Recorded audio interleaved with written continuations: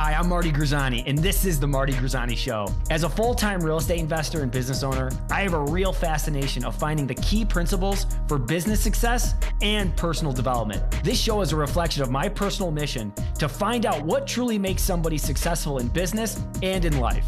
We will find tools and tactics that they've used to reach those levels. If you're the type of person who is not satisfied with average and you have a hunger for learning that will never cease, this show is for you. Welcome to the show.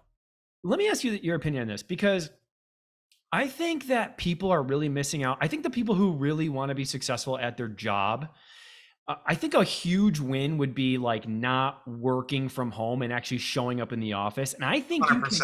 Is that right? Am I right there?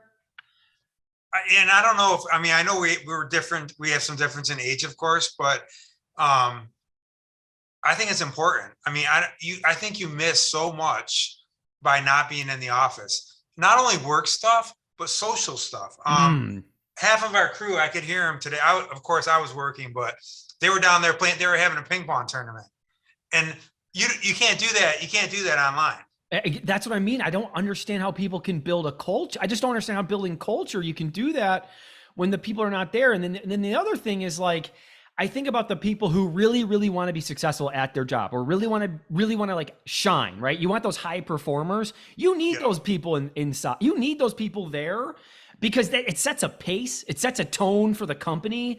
Yep. Right. Agreed. It's so important. I guess what I'm getting at, everybody, if you're listening, welcome back to the Marty Grisani Show and what we do here at Upstate Home Buyers and the Upstate New York Real Estate Investors Group. I'm really excited. You just heard a little bit of back and forth with Jeff, but this guy is he's probably one of the nicest guys, and he's just the simplest to talk to. Like, you'll be able to get him on the phone. If you have some real information for him, or if you really do want to reach out and talk about mobile home parks, or just that kind of thing, Jeff does have time because he's always at his office. But he's really, really interesting company with the recent purchase of the 2,300 pad acquisition. You guys just became, not too long ago, New York State's largest owner operators of mobile home communities. That's correct. We did. It's We're still swallowing it. I bet. I keep telling everyone, it's like I'm sure everyone has seen it, where the boa constrictor or the python or whatever it is eating the pig, and it's got its head in its mouth and its ass is sticking out. So that the ass is still sticking out of our mouth. So yes. We're working on it. It's we're getting there. We're getting there.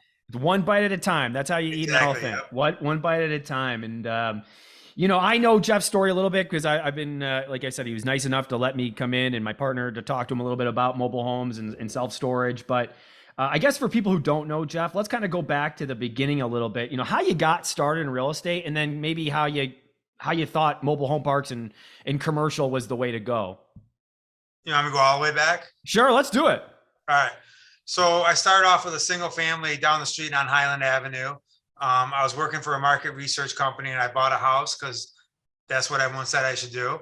And I had a couple of roommates.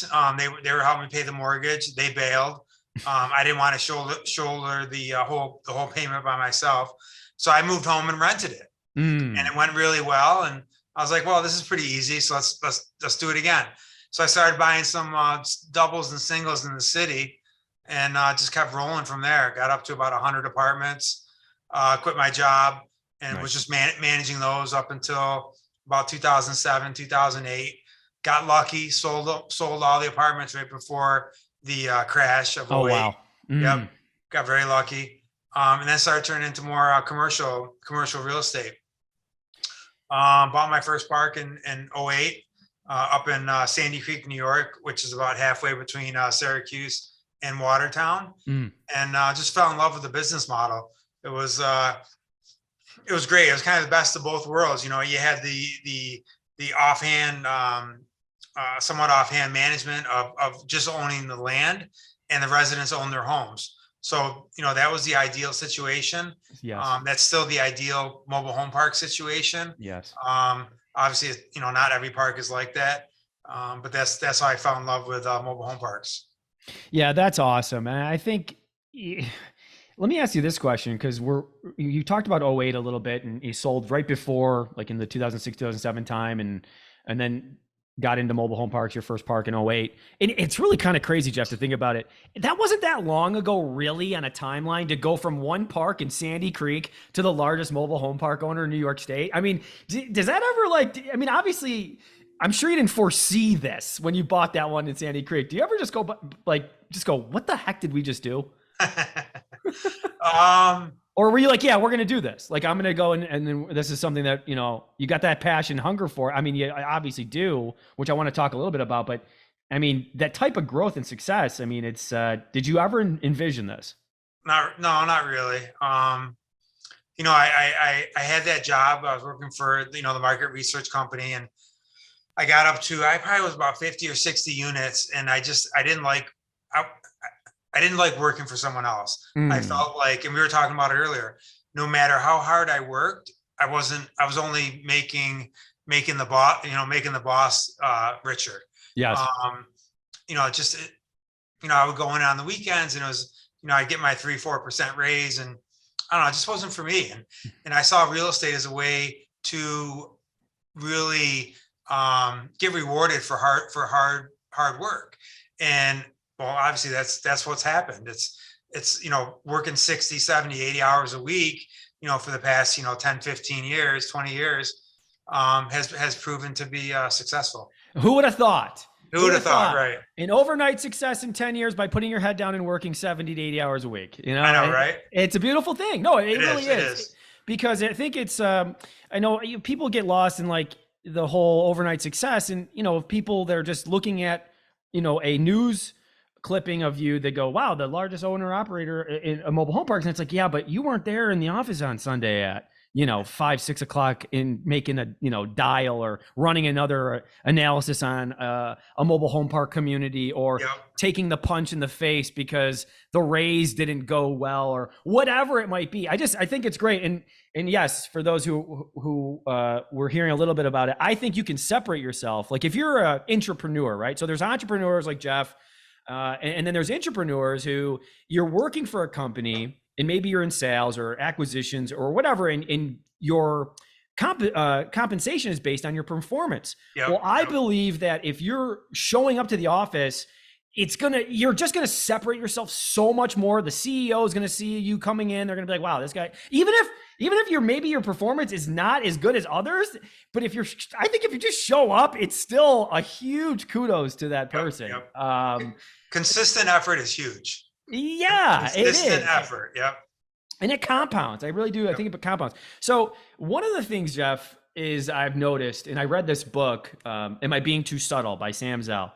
And he said something, and I think this is very much you, and it's a lot of the people that I talk to and have on here, because this is, like-minded folks on here, is that there's an urgency when you talk to the person. There's always like an urgency. Did you always feel like you had an urgency? Like, does that make sense to you? Does that resonate? Like, yeah, I have an urgency, like to just get it going, or make like you said it. What's the best thing you've ever said? I think, and I'm going to butcher it a little bit, but it was basically the best deal is the next deal, right? Yeah. Or your favorite, what is that? And what are your thoughts on the urgency factor for like an entrepreneur?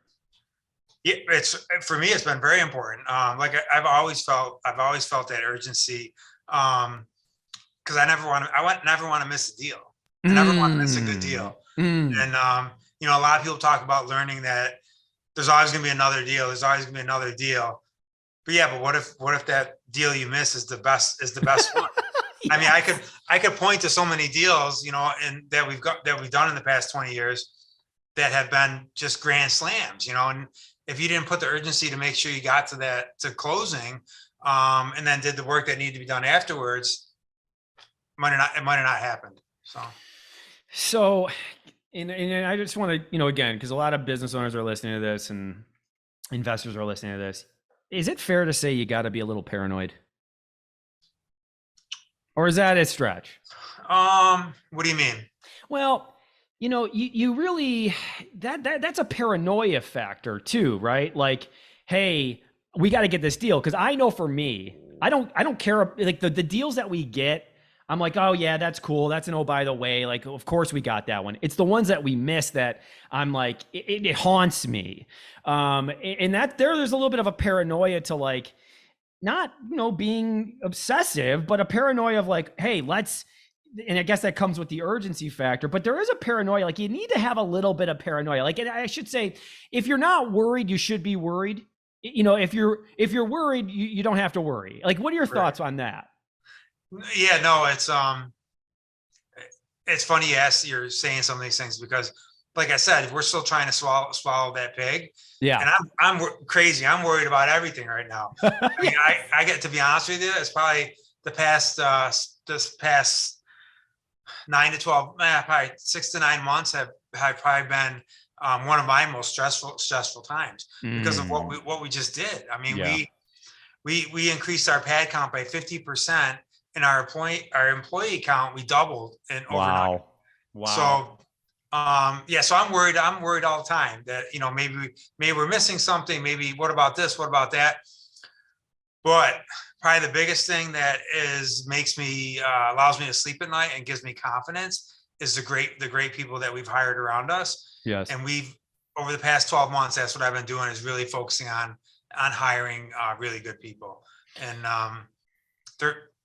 we got a really good team here, Marty. So that you really do. I mean, really, really do. People that really care. I know. Yep. I know a few of them personally, and I know they really do care.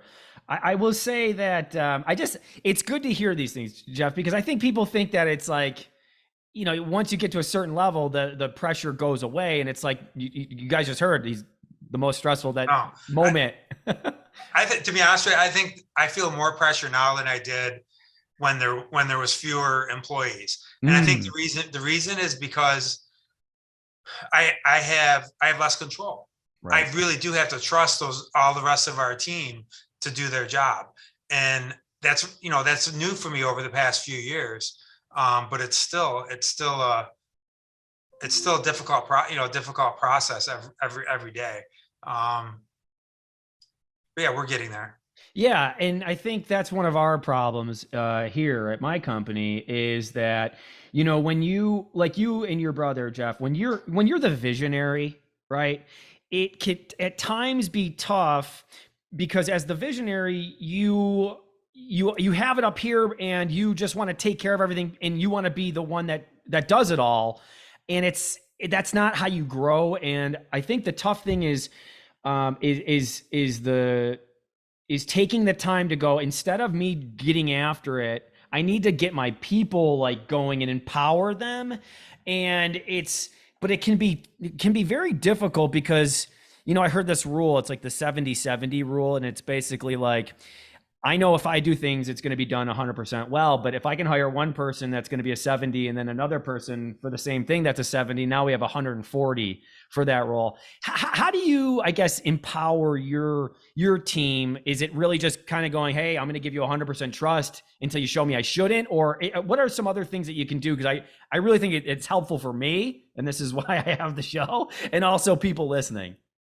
I mean, obviously, we try to do as much background checks and just, resumes and interviews and reference checks as much as possible to make sure we're hiring the right person.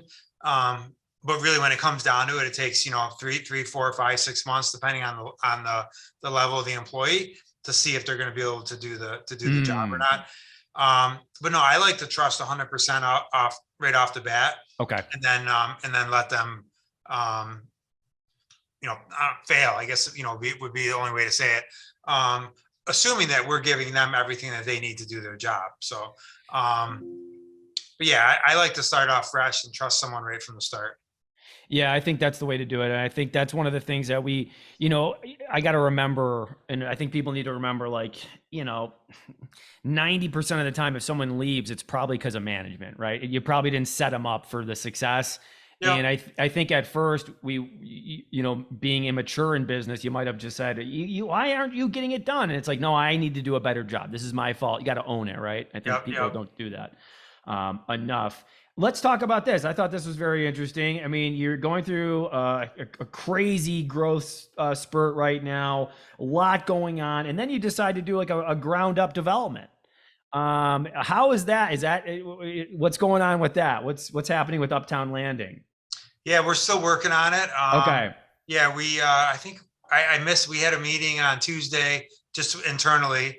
And we're just going over our architectural renderings, making sure we were all set on unit composition. So we're getting closer. It's taken a really long time. We still don't own the properties yet. They're under contract, but Got it. We can cut this part. We can cut this part out, Jeff, by the way. No, that's okay. That's fine. Okay. We're going to be closing on those in September. They're under contract. There's no issues. And then hopefully we'll be breaking ground, I would say, probably maybe toward the end of first quarter of 23. Oh, okay, sweet. So what does that look like? Like, it's you guys are building not just mobile home communities on there, right? It's other mixed use, or what's happening there? Yeah, so we're looking at about 500 residential units and commercial units, Amazing. and then another couple hundred MH units. So it is going to be truly a mixed use property with MH, manufactured housing, apartments. We're going to do some live work spaces, and then we're also just going to have some regular commercial spaces.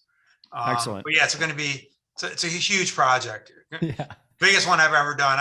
I gotta do a shout out to Don Lasher, who's my partner on this one. He owns Capstone Development, and like I said, he's my partner. He's going to be the GC on this project, and his knowledge has been invaluable with construction. So yeah, that's one of those who, not how. It's not how do you do this? It's who's done it and who knows what they're doing. Exactly. Yep. And those are the best. When you've been, you go 2008, and then you get to 1,000 pads in like 2016, and then now it's over 6,500 pads.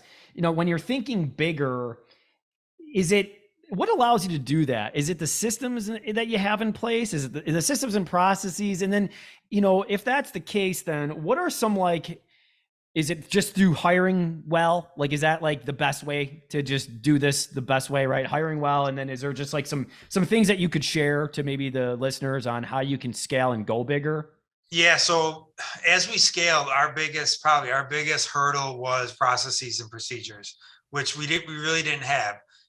We had, I don't know, call it 4 or 5 employees, in the office, and we could kind of just run things, off the cuff and, from the hip.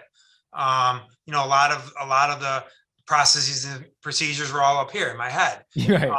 But once you get to a certain point, you can't do that. You can't scale that anymore. So we hired a COO, we hired a CFO, we hired a bunch of accountants to do all that. But it was really important for me, the senior leadership, the CFO, the COO, our HR director, to put in place those processes and procedures for everyone else to follow, and also to make sure that they are indeed following those systems. Look at any big company, it doesn't matter, Coke or IBM or Xerox or whoever. It's all processes and procedures. And I was so scared about those that, when we started talking about those systems, I'm like, oh, I don't want to do that. I want to be flexible. I want to be nimble. And not that we're not flexible. We're not as flexible or as nimble as we used to be, but that's because now we have 125 employees versus 5. It's a trade-off, Marty. It's if you want to scale and you want to get bigger, you got to be stricter, and you got to have those policies and procedures in place to catch everything. And that's such a testament to the whole idea. Tough. Yeah, it's just a testament to the idea of like what got you to 1,000 units is not going to get to 10,000. You know what I mean? No way. And so that can be pretty difficult, especially if the people and partners you're around got you to that certain level, and now you have to figure out, hey, I need to get a CFO or a COO, and you know what I mean? Like I heard the CEO of Oracle said one time, he goes, the toughest thing that we ever had to do was when the people that got us to $20 million a year weren't going to get us to 60, so I had to figure that part out. So That's interesting and that's good to know. Here's Yeah, something I thought I really wanted to know here is, you know, you have storage and you have a bunch of different vehicles of commercial real estate, but is there one that is like you obviously have a passion for mobile home parks, but self storage, is that also a passion? Is that also something that you see that there's a lot of growth potential still in New York State? I do. I mean, I feel like you said, my passion is manufactured housing. Um, we have about, I think we have about 700 or 800 storage units right now. I kind of feel like, not that we missed the boat. I mean, I feel like I missed the boat personally because I don't want to kind of like start over. Not that 700 units is small, but like to really go big in storage, I feel like it's not. I want to stay in my lane as far as Got for it. manufactured housing, but I think it's a great growth market. I think it's if I could go back and if I was able to buy storage units at the same cap rate I was buying parks at 10 years ago, I would have bought all storage units, but I couldn't find them at the prices I wanted. Because storage units are, I mean, they're simple. They're so simple. They're freaking boxes and people pay their rent. And if they don't pay the rent, you sell their stuff. Right. It's so much different than residential, Yeah. whether it's apartments or single families or manufactured housing. And the management is very, very minimal. We had 1,500 storage units up in Watertown that we got for a great price, and we held them for about a year and we sold them. A bigger company came in and gave us a price we couldn't refuse. But there was a lot of growth that could have been there. And again, we just kind of said it. Let's take the money and run and stick with our manufactured housing. Yeah, because I remember I saw another interview you were on, and you said, you know, we had some apartments, but you know, some larger multifamily, Yeah. and you're just like, let's just stick to our bread and butter, and it's obviously serving you guys in the way that you envision. So that's awesome. Well, I Yeah. guess what's here's a question, because I was like, this has got to be, you guys got to be licking your chops, because obviously, yes, you got to digest some of the stuff you got currently, but you're always in growth mode, and you guys got some really key people that are going to be able to hire some really good people, and that's what you want. Yeah. The upcoming, you know, we're in this kind of funky spot now with like this recession, and you know, people are saying it looks kind of similar to 2008, like in regards to commercial properties. What are your thoughts there, like with these commercial backed securities, with these people that, you know, they bought these places, these, you know, mobile home parks or self storage facilities maybe like a couple years ago, and now they're coming up, their balloons coming up, and their interest rate that was at 2 or 3 or whatever it was, 4 or 5, and it was barely making sense then, and now it's going to be something crazier. What's going on? I mean, are you thinking about this? I'm sure you are. What are your thoughts with all that? No, I think you're definitely gonna see some defaults coming soon. Because like you said, people were, and we saw it all the time. People were paying crazy money for manufactured housing communities. A lot of them were interest only, and those are all going to be coming due here pretty soon. And they're going to have to put a boatload of cash into the deal, or they're not going to be able to get the financing they need. So I think you'll see a lot of that stuff coming around, next, 12 months or so. Okay. But at the same time, I don't know, if they can wait it out, I do think in 23 I think rates are going to come back down. I don't think they're going to stay this high.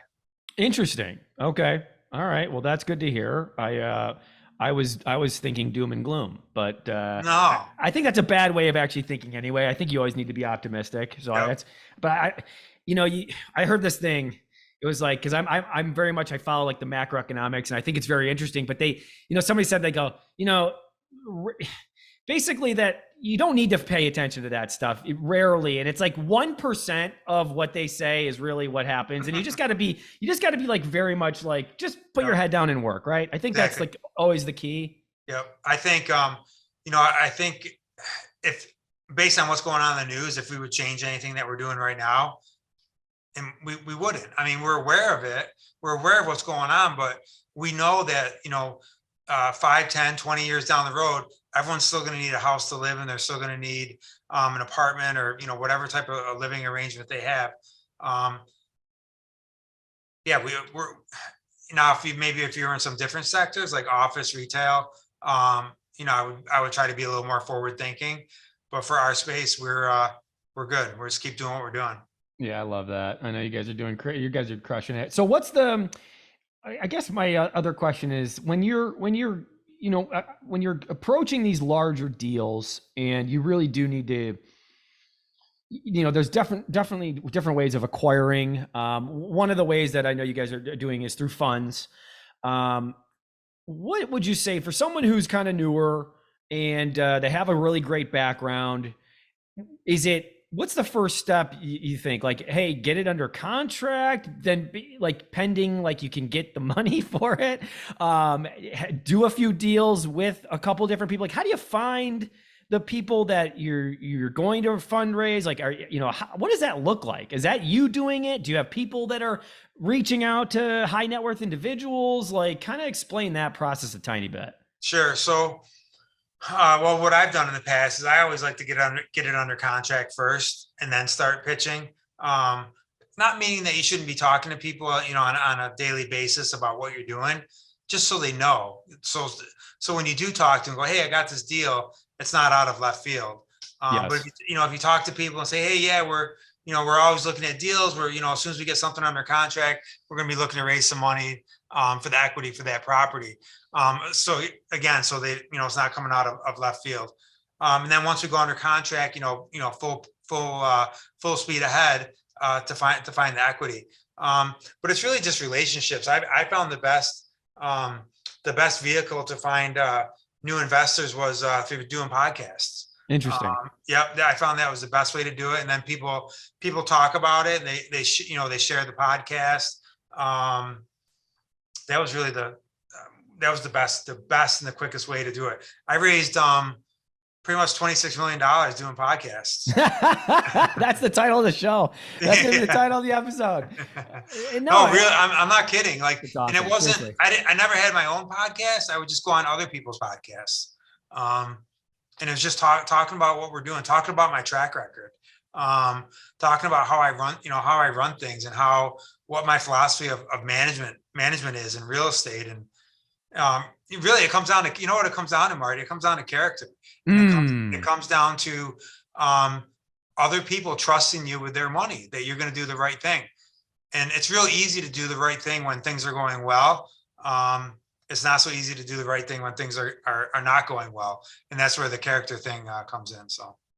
Yeah, so that is so good, and I think you're so right, and a couple things about Cook Properties. I like that you are willing to get on here and you are willing to talk to people. I think some people that's not really their thing, and even if it is uncomfortable for some people, I think it's still something you need to do, right? You still got to go out there and talk to people. So let that for the listeners. If you want to learn how to raise money, go out there and start telling people who you are and what you do and what you're looking for, right? And then you always, when you're talking to people, at least for me, you always talk about what you do for a living. I mean, that's a perfect way for you to insert, hey, I do real estate. I own X, Y, and Z. And, we're looking at, this down the road. And, we're always looking at, raising equity from private investors and, individuals like yourself. And there you go. You just told them, hey, I'm looking for money. And, everyone sees the stock market going crazy up and down. It's good to have another source of diversity for your investments. So it really is, and it's a nice way, because the other thing, Jeff, about the podcast too is they're always there. They're just going to stay there for you. Exactly. They constantly are sitting there and hopefully working. And then I think the other thing is I think people can tell this is something that you really have a freaking passion for. I mean, it's really tough to not want to go with somebody who's like, this guy freaking loves it, and I don't really know what he's doing. The other thing, Jeff, that I think that you guys do very well is the management part, because some people maybe are just syndicating and then they're hiring a third party. You guys are the people on the ground, right? That's got to be a big difference maker, right? I think it is. We've attracted a lot of investors for that particular reason. I myself personally, I would feel uncomfortable investing with someone that's not going to run the property. They can't make decisions quick enough. Mm-hmm. And their trust. I mean, let's face it, anyone can buy anyone can buy a property, Marty. Right. But running it, that's when you're going to prove who's successful and who isn't. Not that there's not a lot of good third-party managers out there. We prefer to do it ourselves. Yeah, that's a huge separator. It just is, and there's really nothing else you can say other than, yeah. I mean, give me, if you're going to invest with us, also know that here's the other thing: you guys also invest in the deals. That too, yep. Right.